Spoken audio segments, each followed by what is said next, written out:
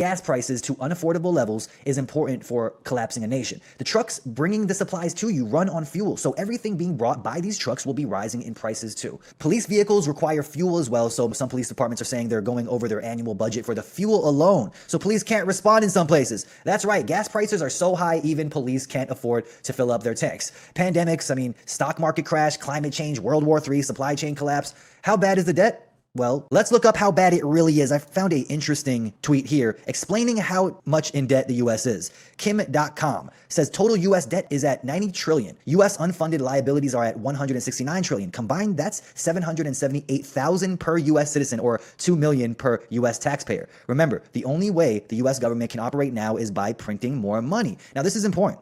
We saw the CEO of BlackRock on Bloomberg Network in 2019 saying there's going to be some major catastrophe in the stock market and something needed to be done for them to stay in power. And he was panicking. This was in 2019, folks. Something needed to happen, which actually gave BlackRock more control and gave them direct access into printing money from the Federal Reserve. So they have their hand in the Federal Reserve after this big pandemic was announced. They got what they wanted, and now they can print the amount of money needed to slow the collapse, and they can control it now. So that's what we're seeing take place. So this was in 2021. 40% of US dollars in existence were printed in the last 12 months.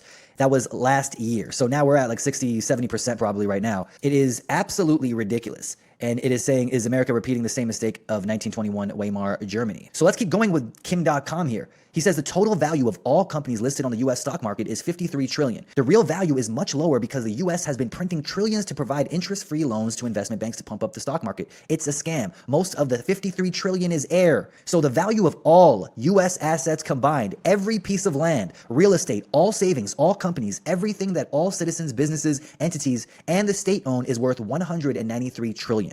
That number is also full of air, just like the U.S. stock market. So let's do the math. U.S. total debt, 90 trillion. U.S. unfunded liabilities, 169 trillion. Total, 259 trillion. Minus all U.S. assets, that's 193 trillion. What is the balance after that? It's minus 66 trillion. That's 66 trillion of debt and liabilities after every asset in the U.S. has been sold off. Do you understand? If America sold every single piece of asset, including all the houses, businesses, every single thing, they wouldn't be able to pay off the debt. They would still be 66 trillion in debt.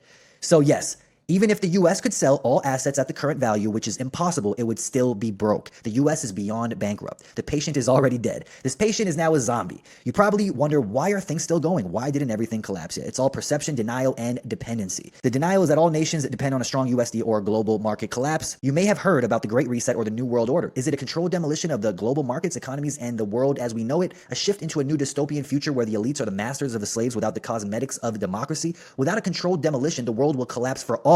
This is important. Including the elites. The world has changed so much and nothing seems to make sense anymore. The blatant corruption is out in the open. The obvious propaganda, media, the erosion of our rights. What's the end game? This is all taking place at the same time around the world, and they're